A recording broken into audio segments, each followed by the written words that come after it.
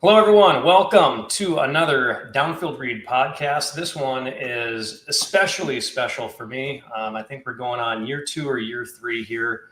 And this year we decided to do something a little bit different.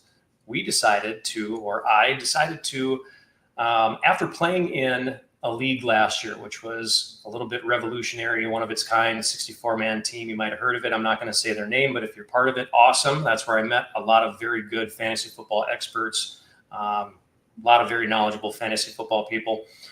So I decided this year, though, because in that league, there were just, random people that basically did everything that they wanted to. They were singers and models and social media influencers and all that kind of stuff. What I was really looking for was to get 12 guys who knew fantasy football, who would participate throughout the entire year. And whether they've got shows of their own, they've got websites of their own, all of this fun stuff. This idea came about, and now it's called the Cognoscenti League, which Cognoscenti, I don't know what language that is. I probably should have looked that up if it's Italian or whatever.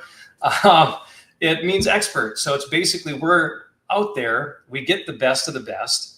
And it looks like we've got another guy that I'm going to add into our screen here, but I'm going to introduce these guys individually as well, because these are two of the participants of the 12-man Fantasy Football League of Experts. Follow it if you can. I think this is going to be a lot of fun, but I'm going to introduce these guys one by one. I'm going to go with Zach first. He's from Fantasy Football Data, and then I've got Nick from Roll Coverage Pod. So, Zach, I tell you what, since you were on first, tell us who you are. Tell us where people can follow you. Tell us about you. How long you've been playing fantasy football? How many leagues have you won? What's our competition look like for this year? Just go into you, man. Absolutely, yeah. So my name is Zach. I'm currently a college student, so I am a younger group out of all these guys. But I do most of my work on Twitter, Fantasy Football Data. You can see right there my username title. And I'm currently writing articles for football analysis. I'm currently working on multiple articles for him. So I usually mainly do NFL and fantasy football content. And yes, I won a couple of leagues last year. The one that I wanted to win the most, I did not win with my friends. Unfortunate injuries to Jalen Hurts at the end of the year. And so that kind of turned my season at the end, but it was a good year overall. Good deal. Good deal. And then we've got Nick from Roll Coverage Pod. And I know that he's a Carolina Panthers fan. I've been following him. Oh, yeah. So welcome to the show, Nick. I wasn't, last minute kind of addition. Awesome to have you on. This is great. Tell us a bit about you. Where can people find you and all that fun stuff? Absolutely. I do mainly Twitter and YouTube at Roll Coverage Pod on both. I've been doing fantasy for about 5 or so years, seriously. Last year I did 50 fantasy leagues and I won 13. I had 25 of them go to the Super Bowl, but I could only pull out 13 wins. So, I've got some fixing to do. But this year I'm doing 75 redrafts and 25 32-teamers. So it's a little crazy, but I'm excited, man, for sure. Wow. We've got, just for you guys being the first ones that I've met before outside of, there's another guy, Sean, the coach's desk. He writes for Total Tech Sports. He's written for Yardbarker. So he's got his stuff together too. Unfortunately, he couldn't join us tonight. But outside of that, this is a brand new group of people that I went out mostly on Instagram and on X and tried to find some of the guys that really knew what they were talking about. Obviously we've got a lot of experience and this is just 3 of us. So for myself, the people that follow me, I'm kind of selective, a little bit more selective than my fantasy football stuff. I've got one keeper league that I'm in with family and friends and that kind of stuff. And then I usually find 1 or 2 other leagues to get into per year. But this is really fun. Tonight is basically going to be, we have our draft coming up 2 weeks from 2 days ago, if you want to call it that. It's Sunday the 24th. If I'm not mistaken. I should know this for sure. But we've got our draft coming up on the 24th. Hoping to get everybody live on this draft. And this is really what it kind of boils down to. What I had just talked about is getting the most experienced people, growing this league into, kind of the best of the best. And I hate using that because it's kind of a cliche, but really it's just the best of the best. This is all about crap talking. saying that, hey, everybody should be following me because I know what I'm talking about and I'm beating the best people out there. Obviously, we're going to have a ring. I don't have that ring yet, but we are playing for a ring. But it's a lot of bragging rights and a lot of crap talking. So what do you guys think about that? Oh, dude, I'm excited. What about you, Zach? Works for me. Yeah, no, I love competing against you guys. So yeah. So we're using Yahoo, and as soon as we get the draft all taken care of, we get everything plugged in and ready to go. We'll probably make that league public just for everybody to follow us. But I know for myself, I'm not just going to stand back and take it either. I do talk a lot of crap, so I hope you guys are ready for it. Heck yeah. Do you guys think there's any unviable fantasy options this year? I know some people have gone, the 4 straight running backs, 4 straight receivers. Yeah, I don't know. For me, it's I'm usually looking at the best guys on the board and for who I can handcuff, looking at getting the best value. I do a lot of research. I'm sure you guys do throughout the year. I'm, going to Draft Sharks and CBS and Yahoo and everybody else, and I'm looking at what their draft boards look like. I'm looking at the ADPs. I'm looking at the rankings, making up my own kind of rankings based off of those, seeing where people go, and it'll just be exciting to see what other really intelligent people in this field do when you're playing against them. I've seen some drafts before where it's like, who are these other 11 people that you're drafting with? Do they even have a clue? I mean, how the heck did you get, 2 first rounders and 2 second rounders on your team? It seems impossible. Yep. Yeah, I don't really have a strategy unless I start to see something, if there's a strand of people going. But yeah, what about you, Zach? What do you got?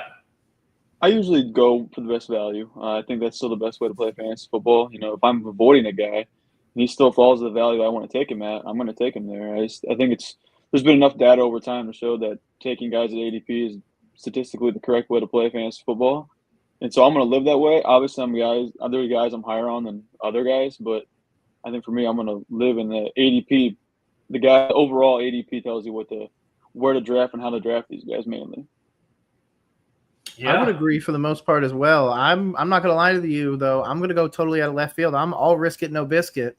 Like we gotta go, man. Like this year, I agree. You got to handcuff guys. I think that the tight end, quarterback, wide receiver stack is one that just continually pays dividends, especially if you pick early in drafts. You can end up with a Jamar Chase and a Joe Burrow. Like there's some things out there that you could viably do. And I don't know, man. I've been recently having to reach on some of my guys because I'm like, man, if this all works out, it's going to be so big brain that everyone's going to be like, what the hell? But if not, it's going to look real bad.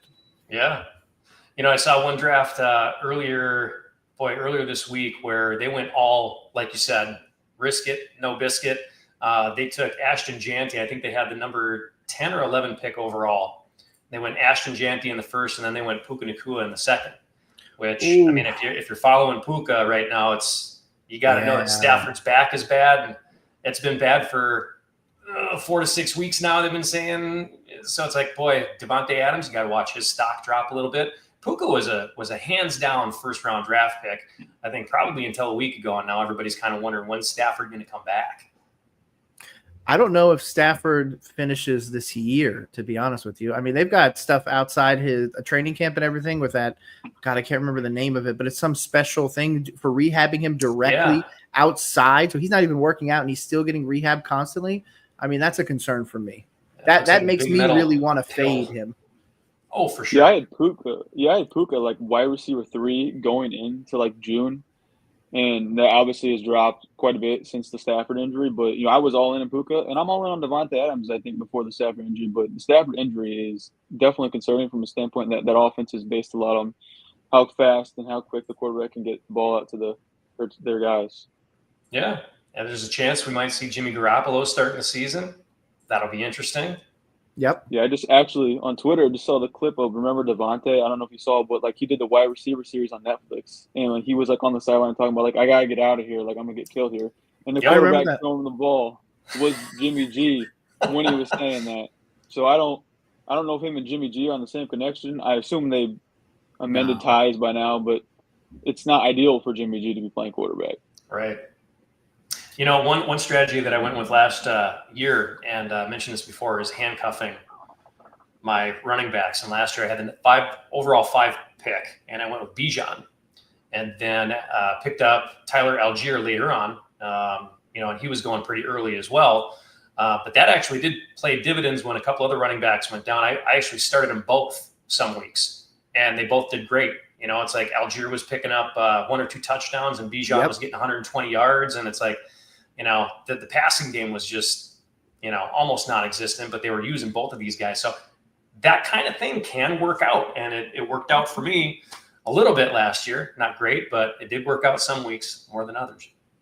Absolutely, yeah. And this year especially, there's such a interesting change. Like, does Bucky Irving return to form because Liam Cohen's gone? Like, there's so many guys that you would think that would be like top flight running backs and everything. As you're really going to have to like understand what's going on. And not only the handcuffs, we just saw Kenneth Walker. Like, if you get Kenneth Walker, you need to walk out of there with Zach Charbonnet.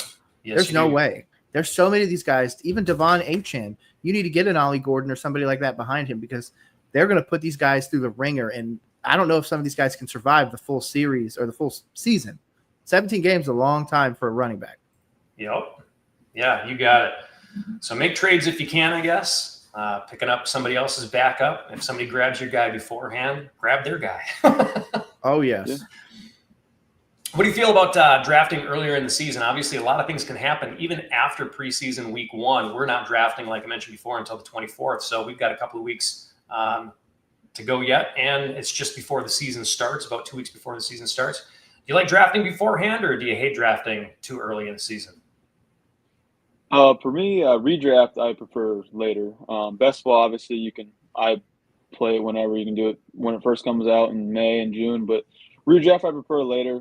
I think it's the fairest way to play it. I mean, last year the CMC injury really screwed a lot of people, and I don't think it really probably would have mattered. But just in cases like that, you want to make sure you have the fairest way to play, and I think it's having it later in the season, right before the season starts. I agree, especially if you are just doing redrafts for the most part. 32 teamers get a little crazy. Like, I drafted one for like 7 straight days. It was kind of crazy. I was only getting like 1 or 2 picks a day at most.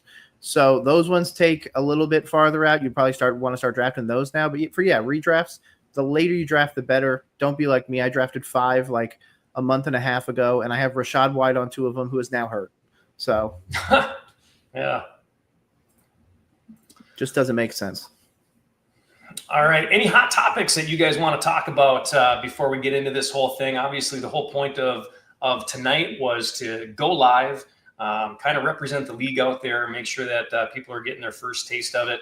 But realistically, I wanted to make it as unbiased as I could, instead of just saying, oh, hey, I pulled names out of a hat, and these 4 teams are in that division, and these 4 teams are in this division. So we've got some stuff to get ahead of us tonight, and that is picking the divisions and then picking the draft order. For those individuals that don't know, we've got 12 teams in this league, and we are going to do 3 divisions of 4 teams. And if you're familiar with that, then you know that the division winner goes to the playoffs, along with the best wild card out of those teams. So we get to find out tonight who's drafting, what position, and who's in their division. I want number 12. You want number 12? Hey, this year is probably one of the best years to draft later, just because the talent that's out there right now. So absolutely. And the swing is crazy. I've seen Amon-Ra St. Brown at like round 2, pick 2. Like, it's crazy. What's your ideal? I'll start with Zach here. When you're going for a draft spot, where do you like to be? I think it depends on the year. This year, I think being the first 4, I want to be in the first 4, I think. And then the back half, I want to avoid the middle. I want to get the guys who fall out of the top 8, 9-ish, and get the guys like Malik Neighbors or if a Jefferson or someone Gibbs falls somehow to 8, 9, 10, 11.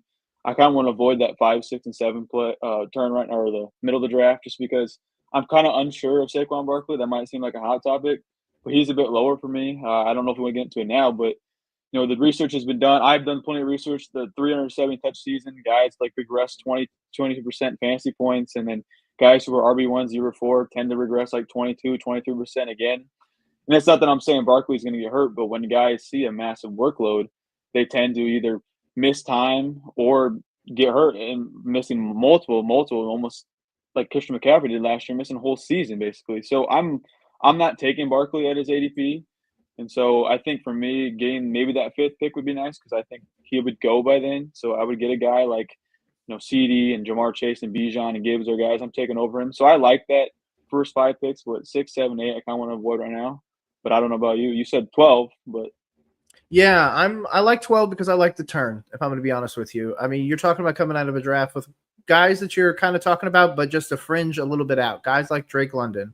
You might walk out of the draft with a guy like we said before, Ashton Genty. You could, go a little crazy depending on where you feel running backs are. I've seen Devon Achane go pretty early. Not, 2-1, but, definitely early for sure. So I think it's just kind of depending on how the board falls. Like, let's say for example, a Malik Neighbors falls to 12. Get him, because then you could pair him with a Jackson Dart as his quarterback super late. You could probably pick up Russell Wilson on like the waiver wire. There are so many other ways to pair it. It's how can you build the best two together. So for me, 12 is the way to go.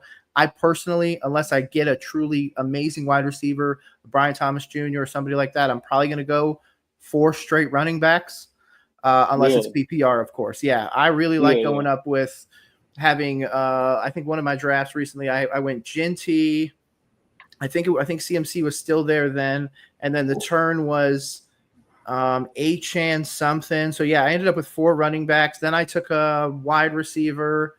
I ended up with Caleb Williams. So yeah, it kind of goes all over the board, but I really feel like the running backs, especially those high-end guys, are going to be so much harder to come by. I feel like we could be in one of those weird years where, like, say, for example, my Carolina Panthers. I think that there's a great chance that Chuba Hubbard can give us 1,100 yards. There's also a better chance that Chuba Hubbard gives us 7 touchdowns and 900 yards, which isn't good enough to be your running back 1 on your team. So I feel like the running back drops off so much sooner than the wide receiver. Oh, yeah. I feel like wide receiver, I can get a guy super late. To be honest, I'll risk it on a guy like Emeka Egbuka. I'll risk it on guys like Tyler Warren and Colston Level and go double tight end, like something like that, and get the high-end running backs instead. I don't want to leave a draft with Tyrone Tracy and I don't know, Chase Brown is my running back. I'm in a lot of trouble if that's the case. That's just my opinion, though, and that's at 12. Yeah, no. Like, if you're picking much earlier and you have the opportunity to get like a Jamar Chase, a CeeDee Lamb, like you said, okay, that's an amazing one, especially because you're shoring up that wide receiver 1 position all year. No guarantees, no issues. CeeDee's going to be a top 5 wide receiver. Whereas once you start to get to those Malik Neighbors and those, like, I could see Malik Neighbors falling outside of the top 10 this year. I could see Brian Thomas Jr. falling out of the top 10. But as long as they're close, I'm at least in the ballpark. Yeah. Well, heck, and even a guy like Jahmyr Gibbs, right? He's still splitting time with David Montgomery. Correct. So let's not forget that, I don't know if the spread was this bad last year between Montgomery and Gibbs, but, they were both probably what they had to be both first 3-round type of running backs. But now you've got Gibbs is a definite, top 7 for sure. Overall pick, and you're looking down the line going, okay, where's David Montgomery? Oh, he's all the way down into the 50s now. Yep. So I might be able to get him, overall late 4th round, early 5th round or something like that. But if you're going to handcuff, you're talking about a 4th or 5th round pick now that you're going to have to get Montgomery to handcuff with Gibbs. And, who knows what that's going to look like this year. I'm hoping for more Gibbs than Montgomery because I've got Gibbs in my keeper league, my dynasty league, but I agree. Yeah, just stuff like that. I think we see more Gibbs. I think David Montgomery is what he is now. Like, we're not going to see a new David Montgomery at his age. And I think if things with the new OC there, I think if things go south for Detroit, which I don't think they will, they're going to be a top 5 offense. But there's going to be regression. And I think if things go a little bit south, I think we see Gibbs take over more work than Montgomery taking back over more work, just because Gibbs is more explosive, the youth and stuff like that. So I'm a big Gibbs fan. I'm a less of a Montgomery fan. I think I see a lot. I like to build hero RB, sometimes zero RB, but this year I don't love it. I think the running back, the RB1s on a lot of teams are just so much more talented than a lot of the second running backs. I think we see that with the draft class, the really good draft class of running backs. I think that's a big part of it. And I just think the RB talent from last year was just so good. And I think we obviously won't see the production of the older running backs as much as we did last year. Some of those guys will probably get hurt or fall off, but I like the running backs in the round 1, round 2, round 3 range. So I have no problem spending the draft cap on those guys this year. Yeah, and you can tell from me here who my team is. You're looking at a guy like Derrick Henry, who you're getting late 1st round, maybe early 2nd if he slides down. Well, who's the RB2 in Baltimore? Justice Derrick Hill, Henry right there. Keaton Mitchell, and those guys are like late round. You're talking like a 17 round, 18. I mean, maybe not even being drafted. Unless you're handcuffing them. But what great value there. I'm going to give you a little heads up on that one. But there's your two running backs in Baltimore. I mean, I think if Henry gets hurt, like we're not going to see any of those guys fully take over a backfield like Tyler Algier would. I mean, Keaton Mitchell's not going to get 20 carries a game or Justice Hill or whatever. But so yeah, I think targeting the right running backs late is important too. So I think this year is going to be Derrick Henry's going to do well. I think it'll be 1,000-yard rusher, but I really feel like he will take a step back because I feel like Lamar's going to take the step forwards. I feel like they're going to maybe be a little bit better in the passing game. I know a lot of people are fading Zay Flowers, Rashad Bateman, and guys like that. Now Isaiah Likely's out weeks. I think that's going to give more ability for a guy like Lamar Jackson to explode, therefore hurting Derrick Henry just a tiny bit, but enough to push him, in my opinion. He's a safe round 2 for me. Yeah, you're talking about Lamar being a safe round 2, or no, Derrick Henry. Derrick Henry being safe round 2. Yeah, I mean, I don't like him top 8 or anything like that. Like a lot of people are taking him. Yeah, I've got him early second. So if I get one of them late picks, like a 10, that would be great. Like you get a Amon-Ra St. Brown and a Derrick Henry, and you're set. Yep, absolutely. That's where I have Henry as well. I think you said I think I'm pushing back a little bit on your Lamar take. I think Lamar will regress a little bit. I think last year I think he had an 8.6% like touchdown rate. I just did an article on a fantasy analysis. Like since 2016, there've been 7 quarterbacks to have over a 7% touchdown rate, and all of them average like 2.3% regression. So you're looking at guys like Lamar, and I'm not saying Lamar is going to be like he's my QB too. Like I'm perfectly fine drafting Lamar, but it's like guys like Lamar, Baker, and Goff fall into those categories. So I'm kind of avoiding Goff and Baker Mayfield at their ADP right now. I'm not saying those guys are going to have bad years. I just think their prices are baked a little too high just because of the touchdown regression we're going to see.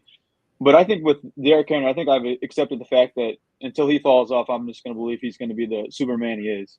And I can't think we've kind of bet on he's going to fall off for 3 years now, and all he's done is just continue to dominate.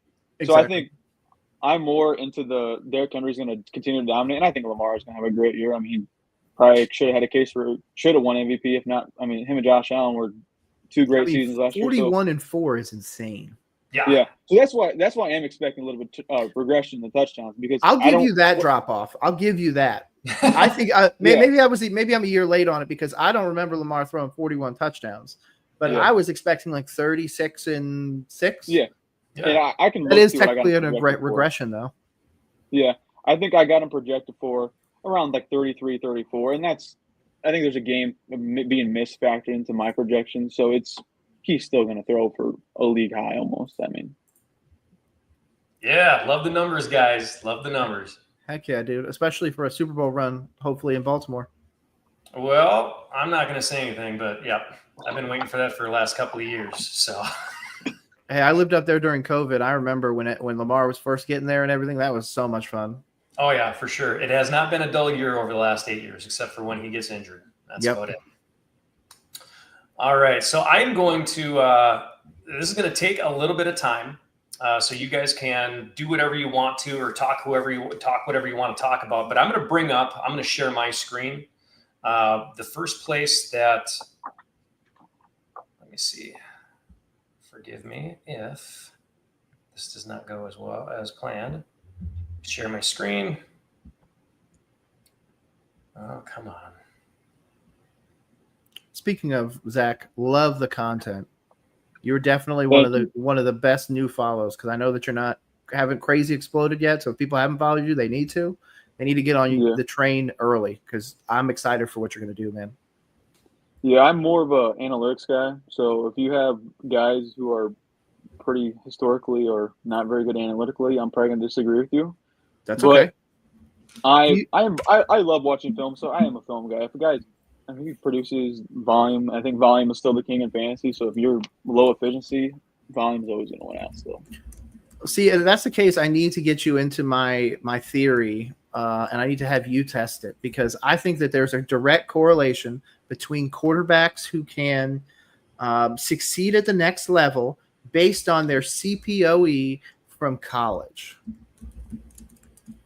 I'm not the right guy for that, but I think it's so hard to determine a quarterback coming out of the NFL as it is, or coming into college out of the NFL, or going into the NFL from college, that I think sometimes analytically we get caught up into some of the stats.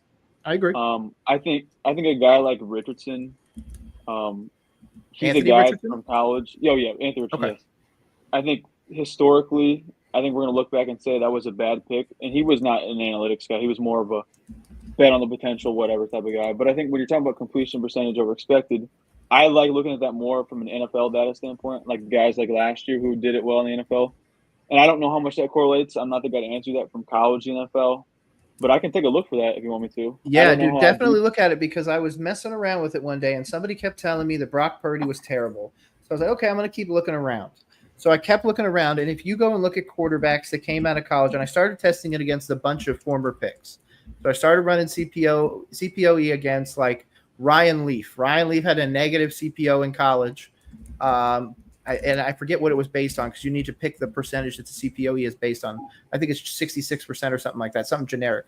And then like Joe Burrow's plus 10%. Brock Purdy's plus, I think, 9.7 or something like that. So you see some of those guys, but then you see the flip side, which is where analytics kind of does what you said. Some people take it and run with it. It's a flawed system, because guys like Lamar Jackson, guys like Jaden Daniels, guys like Josh Allen don't have as high a CPOE. Jaden does have a higher one, but the guys like Josh Allen have like a -6 from college. So if that was the true metric, then Josh Allen is hot garbage, but that doesn't take into account the mobility. So I just ran it on a bunch of them, like Josh Rosen and all of them. And I think there's something there. It's at least one data point that I like. Yeah. I've always believed with stats, you can find a stat to fit any narrative you want. So absolutely, I always kind of shy away from the one narrative, but I think that's a good thing to look into. I would have to take a look at that. I know for me, I use Fantasy Points data suite a lot. I don't know if you guys know what that is, but I have a subscription for that, so I get all the advanced analytics and stuff. And that, if anyone's listening who loves fantasy football and wants to compete at a high level, like I would recommend getting it. Like there's a lot of cool advanced features that you can boost your production in fantasy football with that website. 100%. I'm definitely gonna have to check it out. And I put something in the private chat for you. It's for analytics. We can share it with some other people as well, but it's a thing that I use, and you can go in there, you can pull NFL stats and everything like that. I usually obviously supplement it with your own stats, and I definitely, all the resources for fantasy, the better. Yeah. Most of my writing is backed up by analytics. So I'm having an article come out, I think either today or tomorrow, not today, but tomorrow, or it would be Thursday. Running backs I'm targeting and avoiding, and every running back that's on there has advanced analytics backing up my reasoning and stuff like that. And so, I love analytics. You're going to find me talking about analytics a lot. You see me and talk to me again. Good choice. You picked the perfect name then. Yes.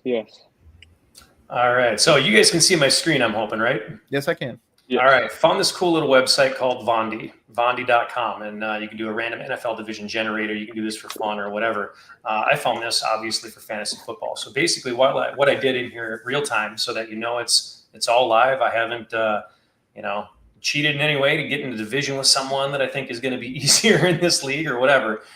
Basically, how many divisions do you want to generate? Well, we're going to have, like I mentioned before, we're going to have 3 divisions, and we're going to have 4 teams per division.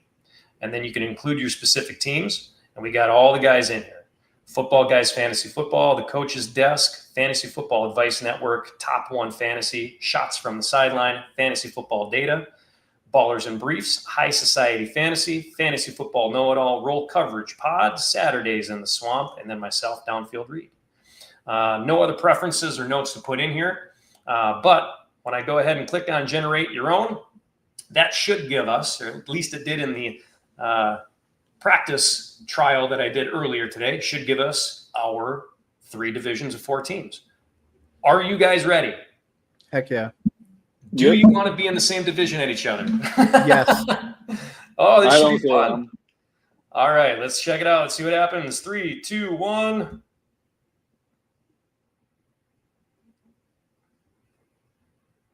Oh, the suspense is killing me. Yeah. Are we going to come up with funny names for the divisions at least?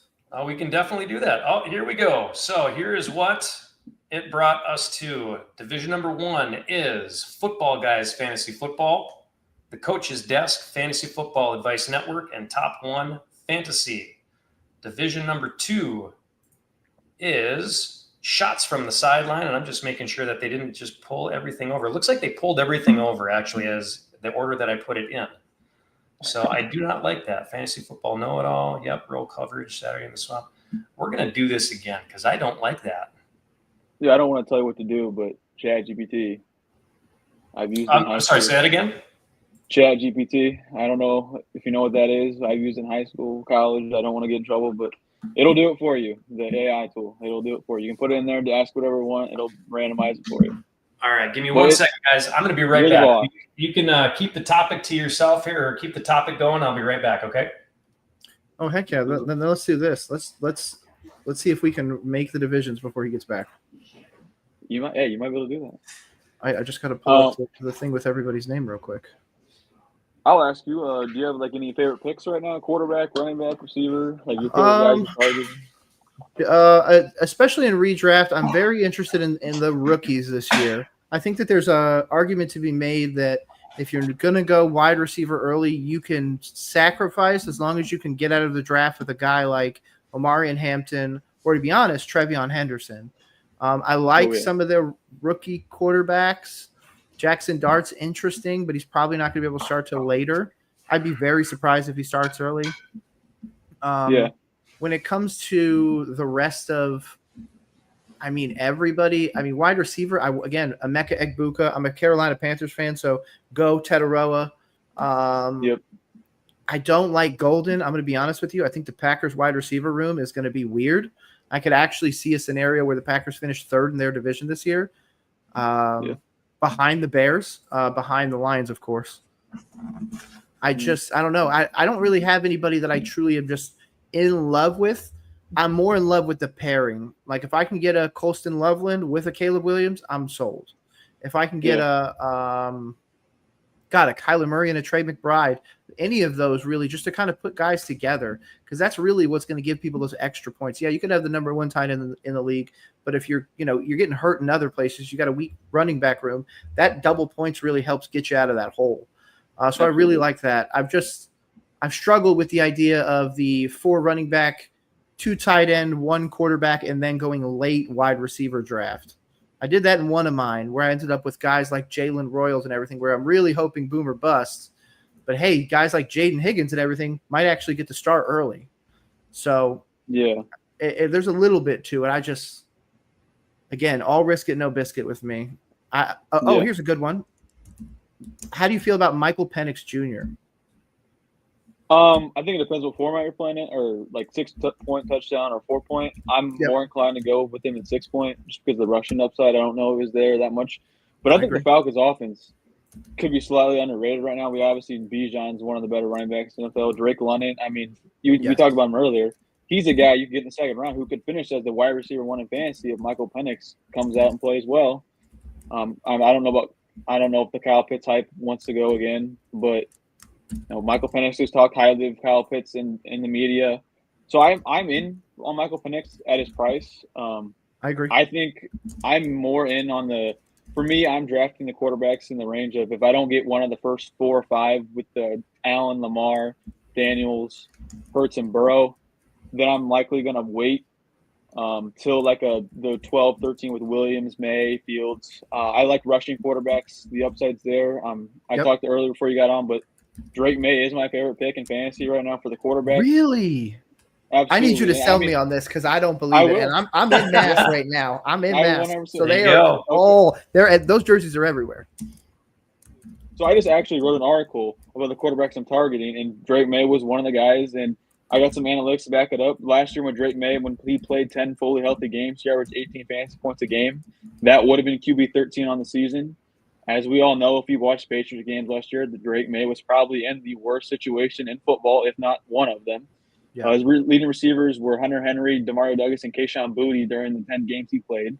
He had when he played the 10 games, his drive back under pressure rate was 40.4%, leading the NFL. Drake May also, as I mentioned, the rushing upside in fantasy quarterbacks is what you want to pick out and find in the draft. So guys like Fields, May, you can get those guys 12, 13 range. Drake May led the NFL in yards per carry last year at 7.4 or 7.41. That's going to drop a bit. He's not going to do that again. He's going to, Of course. the regression, obviously. He tied for 50 in the NFL and expected rushing per point at 2.8. That should probably go up. We saw in the preseason game he ran one in. We saw in joint practice he ran one in. And he only had one design run. I know McDaniels talked about how he wants to get May more design runs this year. And obviously it made sense not to design runs for May last year. You don't need to design runs for your 1-12 team who's not going to make the playoffs for your franchise quarterback. And then I just think it overall with the new offense and Josh McDaniels, adding Travion Henderson, Kyle Williams, Will Campbell for the offensive line, and Stephon Diggs. I'm all in on Drake May. He was QB 13 in those 10 games he played last year. With the new additions, I think he could be a top 7 quarterback if all things go right. I don't think he's going to finish that. But if we're banking on upside in fantasy to win leagues, Drake May is 100% one of the guys I'm targeting. I don't know what your rebuttal is going to be, but I think that there's so much opportunity with Drake May. I'm hesitant because I do believe in Travion Henderson. I agree that the upgrade from last year, going from Demario Douglas and guys like that to Stephon Diggs, I know Jalen Polk's most likely going to be out the season, but Baker and guys like that, you absolutely have some weapons. I just feel like I don't remember a fantastic Vrabel quarterback. Am I way off base with that? I don't remember somebody being lights out, because that's why I feel like he's got his Derrick Henry. Obviously, Travion Henderson is not Derrick Henry, but he's got his bell cow. So yeah, I don't think you're wrong. My only argument would be that they don't have a Derrick Henry. They're not going to. Yep. I mean, Ramon. I think Ramon. I'm a big Travion Henderson fan. I graded all the running backs. He was my second graded running back. He is probably my favorite running back in the class. Genty's obviously going to be better, but Henderson brings so much to the Patriots. But he's not going to be a 20-touch guy, and I don't think Ramondre is. We're one Ramondre Stevenson fumble away from Travion Henderson getting 75% of the workload. So I think for me, I don't see a Derrick Henry, like they're not going to run the ball 40 times a game or 30 times a game. So I think with May, and I know Ryan Tannehill, I don't want to compare the two, but I would take a guess that May's upside is higher than Ryan Tannehill. Ryan Tannehill is a great system quarterback, but I think it's a little bit unfair to compare. But I'm not 100% against the people saying they're fading Drake May. I'm all in, but if you don't believe in the offense or Drake May itself, then you don't have to. I'm not going to criticize. I would be interested. Maybe let me mentally talk this out. I don't know if I believe in Stephon Diggs yet, so that's a concern for me.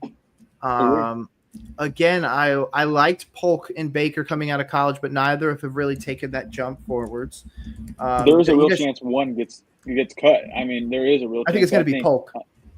Yeah, I would agree. I mean, he's hurt right now, and he was disappointing last year. The yards per route data, targets per route run are just awful. Yep. And I don't know if you know Kyle Williams. Yes. Kyle Williams is going to be amazing. The rookie from. And I can't even remember where. State. Yeah. There you go.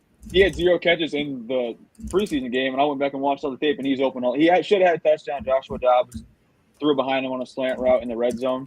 But I'm not saying he's going to break out this year, but he's a guy who could win downfield for May. And I think Kayshon Bouttie's a little bit underrated. We saw May loved going to him downfield last year. I feel like I'm the Drake May seller right now, but I am. But no, that's okay. I'm a Panthers fan, so I have to deal with Bryce Young. So I'll take Drake May over Bryce Young, man. And I think Bryce Young I think the quarterbacks in fantasy this year, there's like 25 guys I'm like, I could get behind them. I really could. I think the quarterbacks in the NFL are really strong right now. I think Bryce Young impressed last year. He was, I think, like top 15 QB in fantasy the last 7 or higher the last 7 weeks of the season. It was inflated because of his 6 rushing touchdowns. If you go by just the passing touchdowns, he had 15 passing touchdowns in 10 games, which isn't the best. But considering of where he was, I do like the improvement. Yeah, and obviously I think Tyrell McMillan will be important. And I like Jalen Coker. I think I don't know if he's going to steal the field as much, but I know the coaching staff has talked highly of him, and his advanced data is great. But yeah, I mean, I like Bryce Young, and super flex league. I'm not taking him in a single quarterback league unless I'm desperate. But yeah, super flex league. I'm interested in Bryce Young. Yeah, I'm not gonna lie. I won't, even as a Panthers fan, I won't take Bryce Young in a draft. I won't even take him in a dynasty draft. If I had him in one, I would trade him. I just don't believe And that's coming from somebody that I would love to see him win 10 games. But I feel like if we win 10 games this year, it's not because of Bryce Young. It's in spite of Bryce Young. I feel like Canales treated him last year like a game manager and then benched him. And then when he came back, he was still a little bit of a game manager. He didn't have any crazy – it was really those last 3 games that were the explosion. And as much as I hope that it translates this year, he hasn't shown anything that it would. He's shown us that he is going to shrink under the pressure, and that's, not a height joke or anything like that. But I think the other part of it too is Dave Canales is going into year 2. He's wanting to keep his job. He doesn't want to get fired. So I feel like if he starts to struggle, I feel like he's not going to be there much longer. I feel like Canales will make the decision this year whether or not Bryce is going to get the contract extension, because obviously he can get one after this season. They could let him play out the 4th year, which I think they should do. And to be honest, I would pick up his 5th year and still keep him. Even if he's not your starter, he's your backup. Because, hey, if all of a sudden he does figure it out, great. But I just don't see Canales risking everything on Bryce, a quarterback that he didn't pick. Yeah, absolutely. He has no strings attached to Bryce Young. I mean, in the end, it's sad. He's trying to keep his job. Yeah. I mean, I can go through some of the guys I like. I talked about Drake May already. Yep. I know you mentioned not liking Chase Brown. I love Chase Brown this year. Okay. I don't think the competition in Cincinnati is very good for Chase Brown. I think Taj Brooks is an okay running back. He was a 7th-round pick for a reason, or 6th-round pick. Yep. They cut Zach Moss. Samaje Perine is what he is. He's a 3rd down back. I think as long as Chase Brown stays healthy, we saw it in the preseason game. I don't want to overreact to the preseason, but he had 3 catches. He had 3 carries for 18 yards or something like that. Chase Brown is going to be what he was last year, as long as he stays healthy, which is the main concern of handling that big of a workload. Devon Achane, I'm in on. I know people are going to express the Tua concerns, but Tua missed 5 games last year, and he was the RB6 and averaged 17.6 points per game. Yep. If Tua plays all 17 games, I think Achane averaged 22.6 points per game. That would have been the RB1 last year. So I think Achane's a good pick for upside. And then you mentioned Trayvon Henderson. I love Trayvon. Yep. Malik Neighbors. I love Malik Neighbors. If he could finish as the wide receiver 1, we saw the target share last year. If we get improved quarterback play, I think the targets are going to go down a little bit. But touchdowns should go up. Receiving yards should go up. So I'm in on Malik Neighbors. DK I'm in on. I think Rodgers tends to favor his number 1 receiver and the lack of competition in Pittsburgh. I'm in on DK at his price. Yep. I don't know how long you want me to go on for, but I got a long list if you want me to go. But I think we're ready to move on here. No, I don't know about I think we're gonna. I maxed out my limit of one time per day when I did my test run on the. Well, here, let me see if I can help, because I'm trying to see if maybe I can just get it generated, and if so, then I can send you the prompt of how to do it real quick. Sure. Otherwise, I was going to say we could move on to the draft order, but if we want to stick with the divisions first, we can definitely do that. Yeah, I'm trying to see if we're going to try Elon Musk's Grok and see if he can help us out. But no, who's the one quarterback that you say in this draft you should not get? The one person that you're if you walk out of this draft with this person that you're you're going to lose. I don't know if I phrase it like that. that. Yeah, I don't know if I phrase it must not draft, just because I think any quarterback is valued at ADP. But I understand your question. I would say Baker would be one. I think his price is way too. I mentioned touchdown regression. Yeah. Even though I do think he's going to have a great year, his QB7 price to me is a little too high. I have him QB8 or 9, or more QB9 or 10. I think Goff is another one. Touchdown regression is obvious for those 2 guys. And the Lions' offense is going to be top 5, but they're not going to score 70 touchdowns again this year. With the loss of their center, the loss of Ben Johnson, regression is going to occur in that offense. So I think those 2 guys. I am on the inside. I like Fields, but some of me just doesn't. I don't love Fields as an actual NFL quarterback. I don't know if he is in the end going to ever be a true franchise quarterback. And I don't think the Jets will move on from him if he's bad during the season. They have no reason to, unless they're tanking. Yeah. But I'm in on his ADP, but I will avoid him for a guy like Drake May. I'm trying to think later in the draft. I like a lot of the guys going later. It's just their ADP is fine with me. But yeah, quarterbacks, I would say Goff and Mayfield. And those guys are going to have great years. I'm not saying they're going to be bust, but I am going to say I'm avoiding them at their ADP. I I can't think blame you. the two for me that I'm staying away from that are getting drafted somewhere, around that 8th round, type of a draft pick there with the Brock Purdy's and the Dak Prescott's, Justin Field. I'm staying away from Kyler Murray this year. I get that sophomore wide receivers that are supposed to have done very well in their rookie seasons, like a Marvin Harrison Jr., those guys are like a fantasy cheat code, right? They're supposed to be blowing up. I just don't like Kyler Murray. I've never liked Kyler Murray. And then another guy who's, going to be drafted very close to him is Caleb Williams. I have no faith in that guy at all. And he's got some of the best weapons that you could probably get. DJ Moore, if you remember a couple of years ago, he was a top 5 wide receiver when he had Justin Fields and Tyler Badgett and stuff thrown to him. He was fantastic. You add Rome Odunze, didn't do much. You add Keenan Allen, didn't do much. Okay, now you've got Luther Burden in there. He's got a lot of weapons in there. I just don't like the personality, I guess, that does it for me. I can't take him seriously as a NFL quarterback in that same area. I'd rather take a Justin Herbert, or honestly, I might even take a Jared Goff over that, or a Drake May over either one of those guys. Really? I think I almost said Kyler. If you go ahead if you had something to say. Oh, no. You do your thing. I'm trying to see Kyler, if I can pull this up for you guys. As a void. I think for him, it's just the fact that I think last year people were calling the breakout year with Marvin Harrison coming in. I just think Murray is what he is now. Like, he's not going to rush for 700, 500 yards again. I think he's the QB9. I think his best ball or his ADP is right where it's supposed to be. Like, I don't think we're going to expect an exceptional year out of Murray. And then Marvin Harrison's the guy I want to believe in. I just don't know if I believe in Kyler Murray to put him over the hump. Yeah. And I don't believe in the coaching staff to set Marvin Harrison up. I mean, last year he was just running vertical routes the whole game. And then I'm seeing training camp reports and videos of him like mossing guys on the outside. I'm like, can we get Marvin Harrison more design touches, like screen passes, quick outs, quick ends, like stuff like that. It just drives me nuts that they don't get him involved more like that. I wish they would. I agree. Jeff, are you able to put this as a full screen so we can try and help out and get this? Absolutely. Let me see. I think I missed. Did I double somebody? So I absolutely did this. We went into DeepSeek and I just copy and pasted all the ats. And I said, use the at name to randomly generate. And this is the one that it gave me, but it's missing 2 names.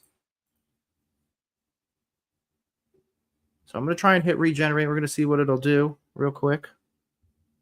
I don't know why it's not doing that.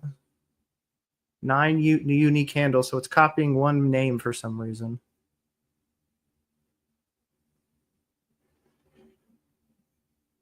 See, this isn't working either. Man, maybe somebody else has got to figure this thing out. I can't get it to work either. This is 3 divisions of 3. So I'm missing 1 person. Right?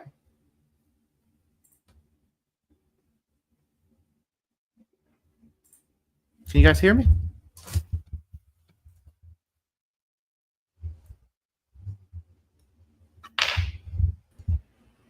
I can hear you. Okay. I can hear you too. Oh. Okay. Now I can hear you. But yeah, it's for some reason generating me 9 instead of 10 all of a sudden. There we go. Oh.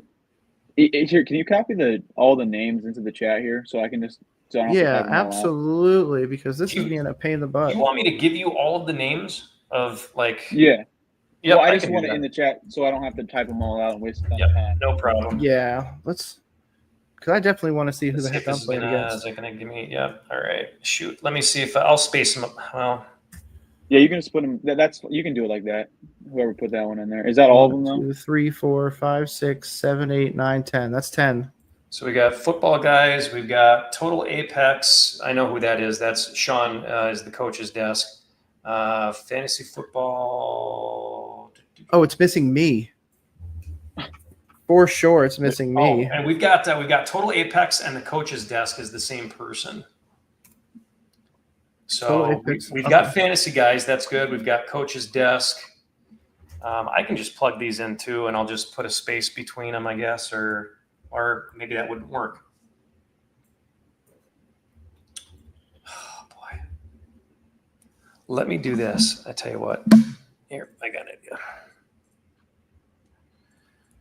Making this Let's more see. complicated than it needs to be here. It's okay. We got to make sure there's transparency so people don't think that we're being put in the right divisions. Colluding. Yeah, right. That's a good question for you guys. In fantasy leagues, have you guys ever felt the need to veto trades? Do you feel like the commissioner of a few, and yeah, go you ahead. feel like you run into it on a regular basis? Do you feel like it's something that needs to kind of be stamped out? Because I know a lot of people are like, no trades unless it's clear collusion. Like, it's got to be so blatant. What's your thoughts? I kind of always felt like unless the trade is completely lopsided, that it probably should go through. Like if you're doing like Barkley for Miles Sanders, and yeah, but I'm like if the point of fantasy is the win, like you're trying to, it's kind of like an NFL GM, like you're trying to get the best value. Like if you're gonna fleece someone, then I mean that's gonna have to be how it is. But I don't like vetoing trades unless it's clear collusion. But yeah, that's my kind of my take on it. I was in a dynasty league and I had a trade where I offered up Terry McLaurin for Emeka Egbuka, and they were like, "Oh my god, I can't believe you would do that." They vetoed the trade. I was like, Terry McLaurin's got like 2 years left. I was like, Emeka Egbuka, this is a dynasty league. He's going to be my wide receiver They for the vetoed next that? decade. Huh? Yeah, they vetoed it. You're winning that trade. I mean, That's it. That's what I said. I was like, this is a win for me all day long. Like, no, you got to add something else. And I was like, I'll throw in a 3rd round pick. And I eventually got it done with a 3rd, but it was just like, this is dumb. Like, I basically just wasted a 3rd round pick. But in fantasy, what would that have really netted me? A Cam Scatabo? Like, nobody crazy that's going to like change my franchise around. Yeah, there's too many that trades that get vetoed. I don't know. I really feel like the rookie class this year is really strong, especially in the wide receiver room. There's guys like you said, Kyle Williams, Jaden Higgins. I mean, Jalen Lane, the kid from or the kid for the Commanders that they got too. They got another wide receiver. I mean, everybody's got somebody now. I don't know if you've seen it, but Jalen Royals in Kansas City, I watched some of his tape. He looks like Rashi Rice. And I know Rice is going to be suspended, and I like Rice in fantasy. Yep. But he looks like a carbon copy of Rashi Rice.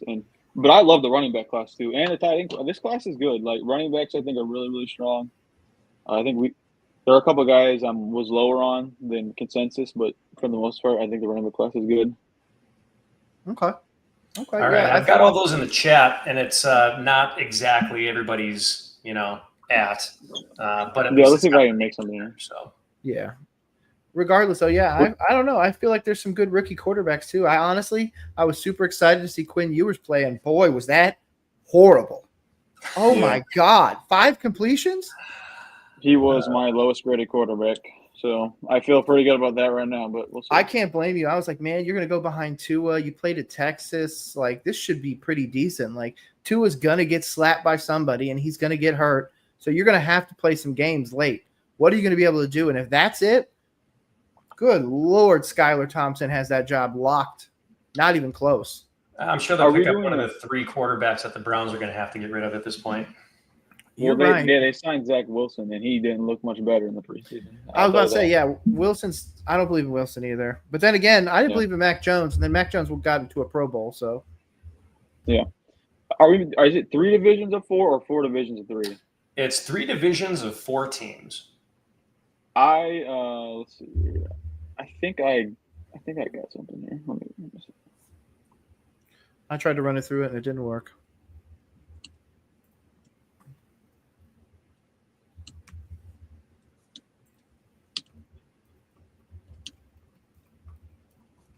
Names into 3. I think I have something. Yeah. If you want to. Yep, I'll go ahead and I'll put you on the big screen here.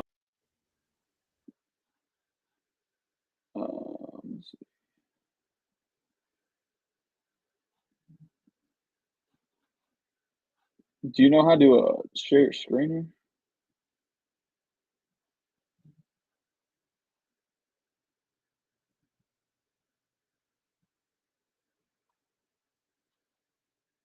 There we go.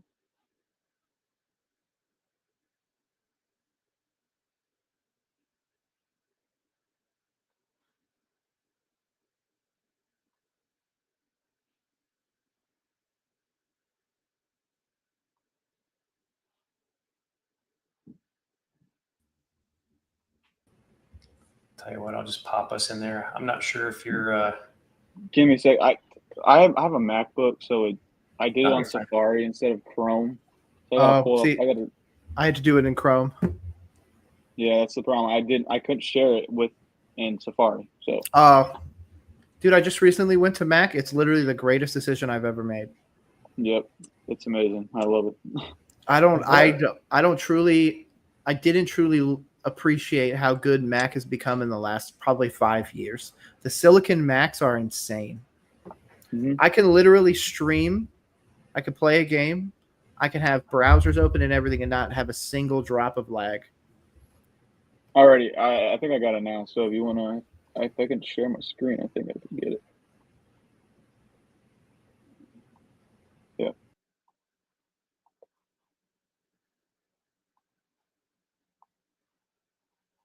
All right. I think this is it. I can't tell or. Yeah. So if you wanna hop in here, and I just put them in like that, ask them to organize it, make 3 divisions of 4. All right. There are the 4 divisions right there. There we go. Got us all on the side. Yep. And I got a screenshot of it that I'm going to make sure to send to you. Yeah, go ahead and send that over to me. And looks like we got Football Guys in Division 1 is Football Guys Fantasy. We got Fantasy Football Data. So there's your division there. Top 1 Fantasy and Downfield Read. Looks like I'm in that one as well. So Stacked division. I'm going to call that one the toughest division so far. Oh, yeah. Number 2, the Coach's Desk. We've got the Fantasy Football Advice Network. We got Ballers and Briefs.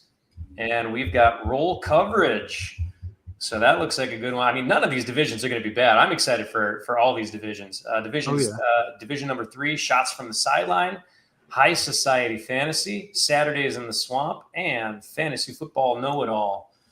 So looking like 3 really strong divisions from the little bit that I know of everyone in those divisions, but that is fantastic. If you got a screenshot of that, I don't have to write it down. I can just pick it up from you later. I already sent it to you. Perfect. Awesome.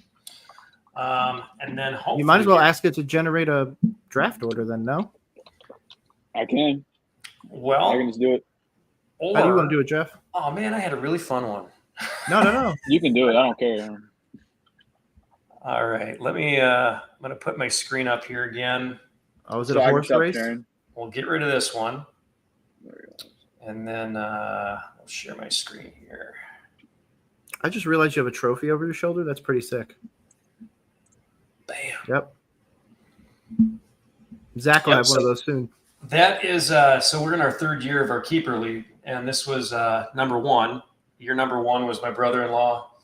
He unfortunately beat me, and then so that's kind of a little bit of a stain there. But the guy who won last year, in order to get the trophy, if you want to hold the trophy in your house, you have to buy your own little plaque, and they're like $13.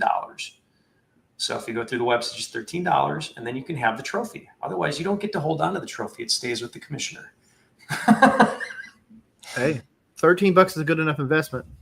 There you go. All right, I'm going to take you guys out of here, and then I'm going to share my screen, and hopefully you can still hear me, and I can hear you.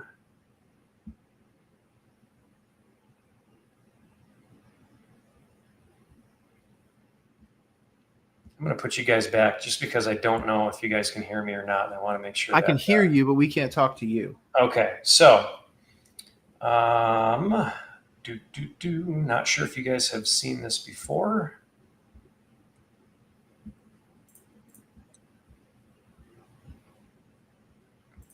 Here we go. Have you guys seen this before?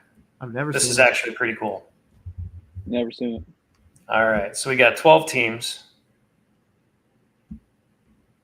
And we are going to go forward here. And then, just so you know, I'm doing this all, again, it's all going to be live. And I'm going to do this as quickly as I can with all the names in here. Do you care more about your pick or your division? That's the question. This is going to be the pick. This is going to be where we draft.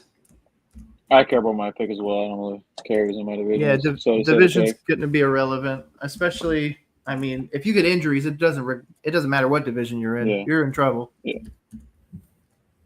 I'm excited though. Are there any games coming up this week that you guys are excited about?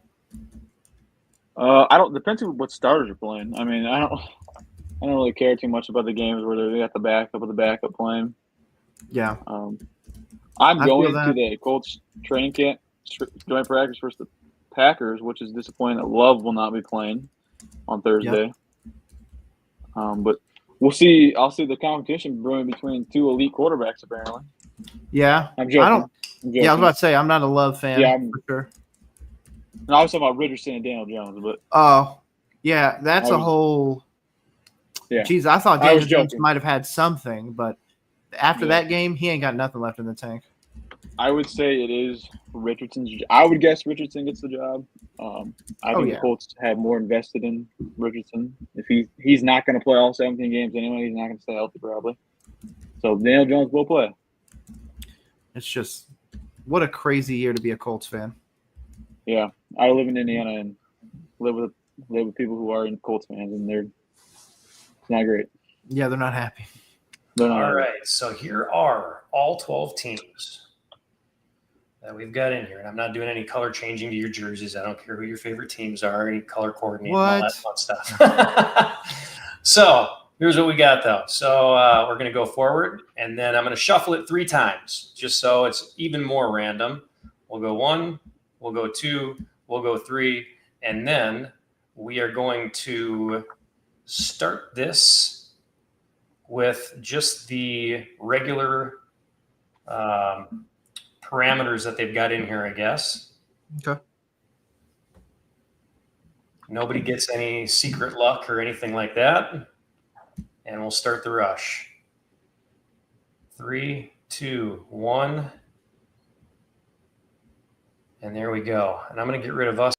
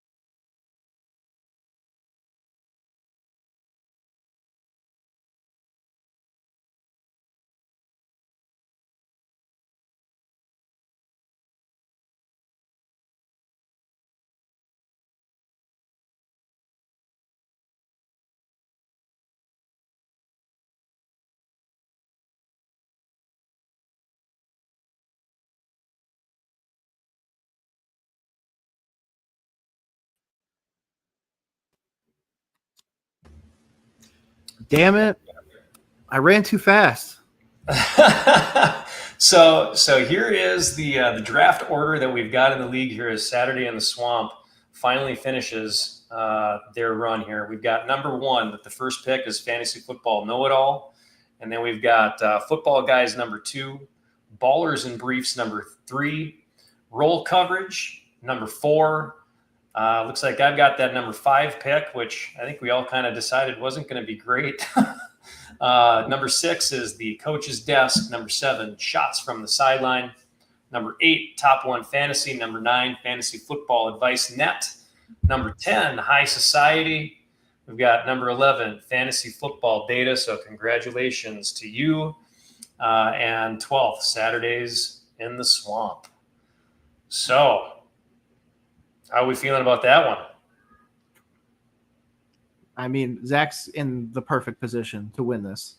Yeah. I was as soon as I started off in dead last, I'm like, okay, let's continue to go slow. Like go slow.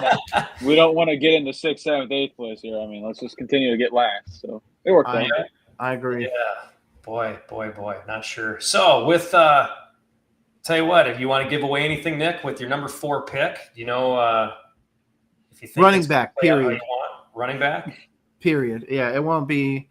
Probably. We're not doing PPR, so we're not going to go wide receiver. Yeah, I got to go running back. I just don't know where. I mean, most likely Bijan might be available. I see a Jamar going. I see maybe a J Jet is going. I doubt Ballers and Briefs goes for like a CD. So I doubt it's going to be 3 straight wide receivers. So Jahmyr Gibbs is probably gone. So it's probably in the Bijan area. So probably Bijan, to be honest with you. You're getting one of Gibbs, Bijan, and Barkley. So yeah. Depending on who I believe in. I agree with you that Barkley could have a regression and everything. I do think that I don't know.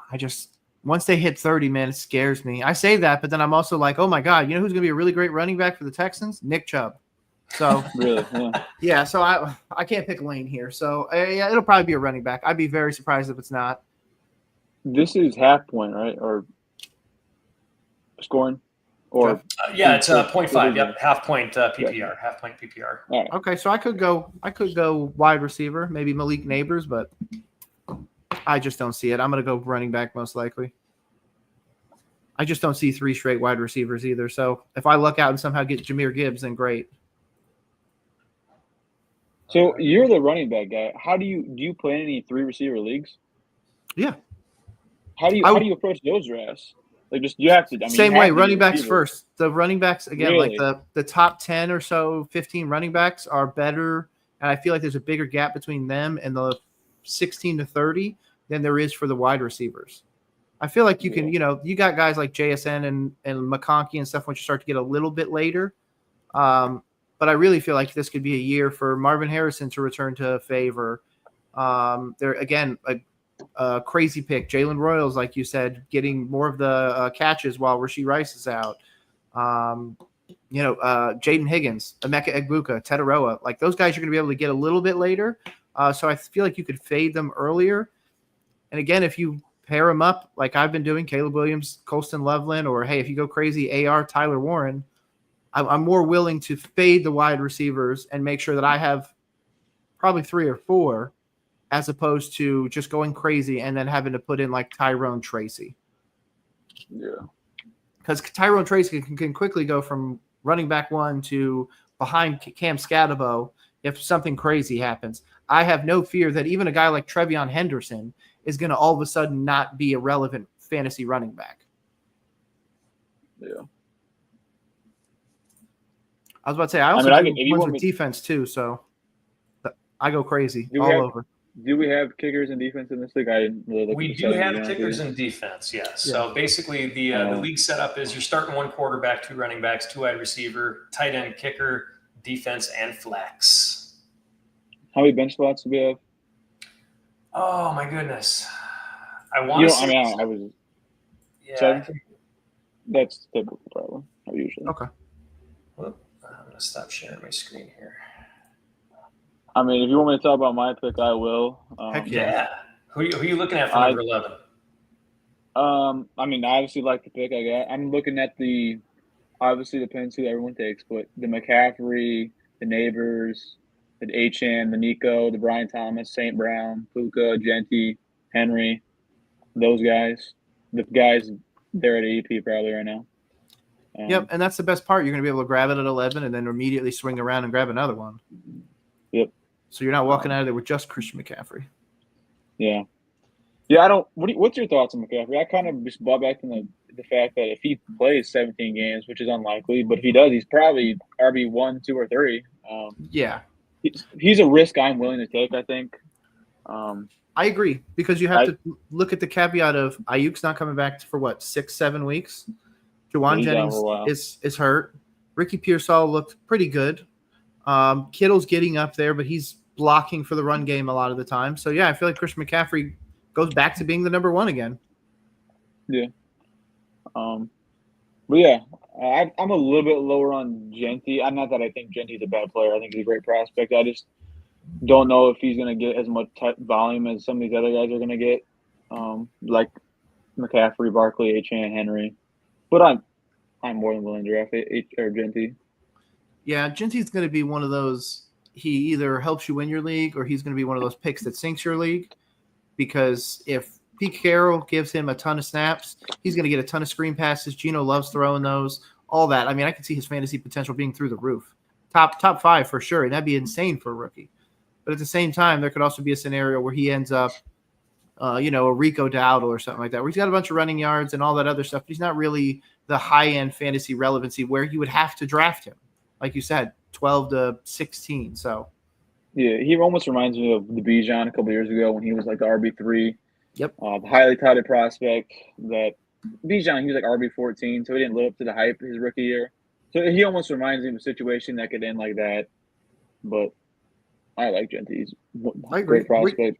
Were you guys sitting on tight ends this year? Because there's obviously quite a few, and then obviously we got I wouldn't say quite a few. We got a lot out of the draft, if I'm going to be honest with you. From Fannin to, Elijah Arroyo, Terrence Ferguson. Shoot, my Panthers, Mitchell Evans. Yeah. For me, if I don't get one of Bowers, McBride, I'm probably going to wait. I mean, I like Kittle as well. I think Kittle's a great value at his pick. I know he's older, but I have questions with the receiving core. I love Javon Jennings, but his contract, and he's hurt. You mentioned Ayuk's hurt. Pearsall, I think, he's what he is. I don't think he's going to be a breakout receiver one, but he could be a valuable pick. But I will stick the guy who's proven it, George Kittle. And if McCaffrey gets hurt, he's even more valuable. So I'd like Kittle. I don't love the Laporta range. I don't love the Hawkinson, the Kelsey, the Ingrams. I think Andrews is an okay bet now that Likely's hurt.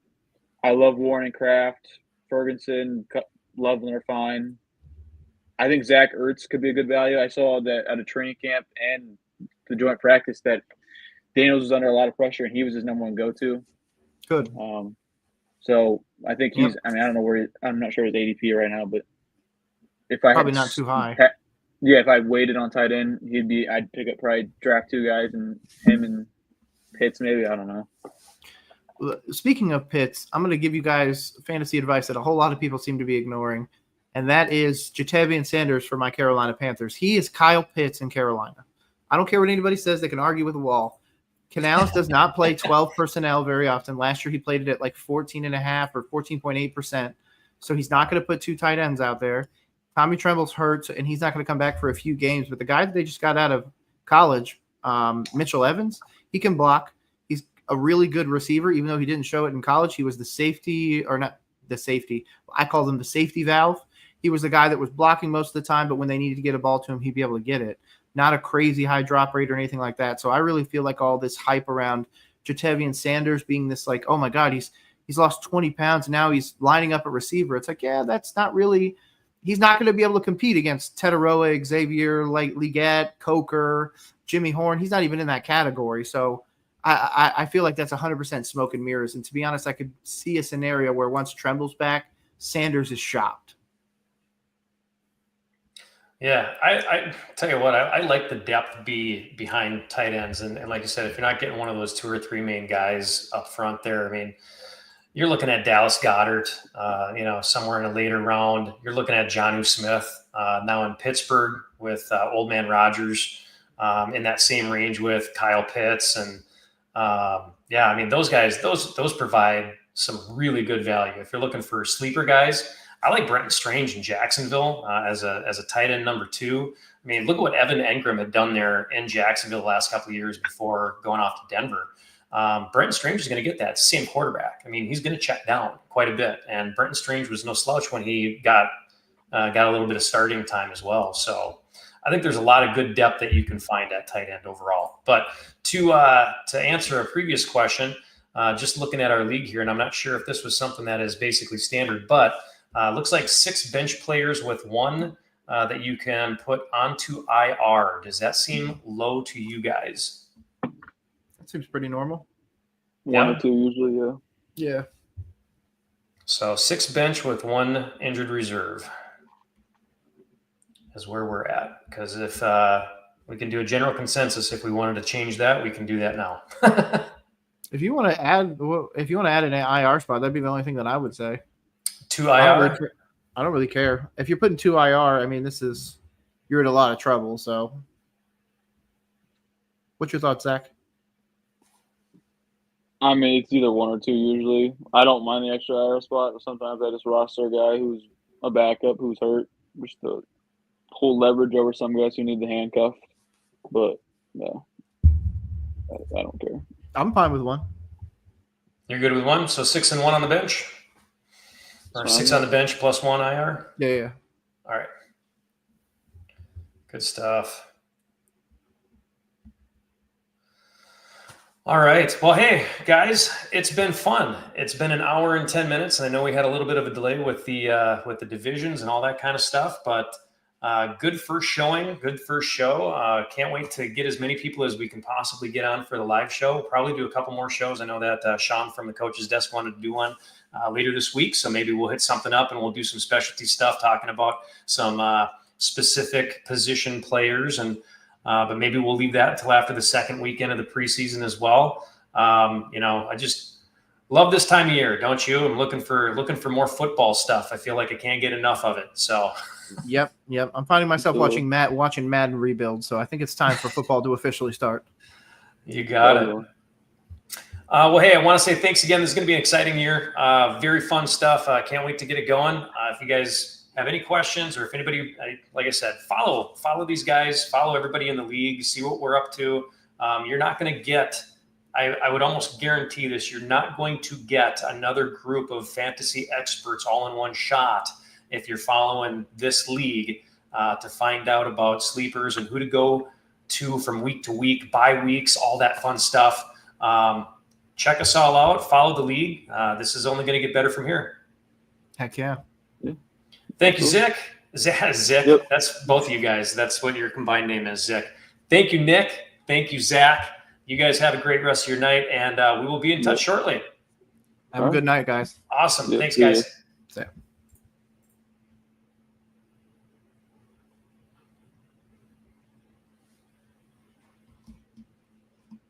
Hola. How did it go? It went good. We had one little hiccup with the site that I wanted to use not working well. Sync? Did you say? Yeah, I don't know, sync. I couldn't sync it up. Couldn't get it to Oh. work. Roll pod coverage. Awesome. Good. They sent me the divisions. They sent me.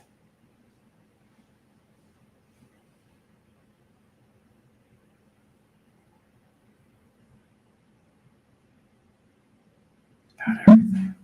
Cool. I had 2 guys on the show.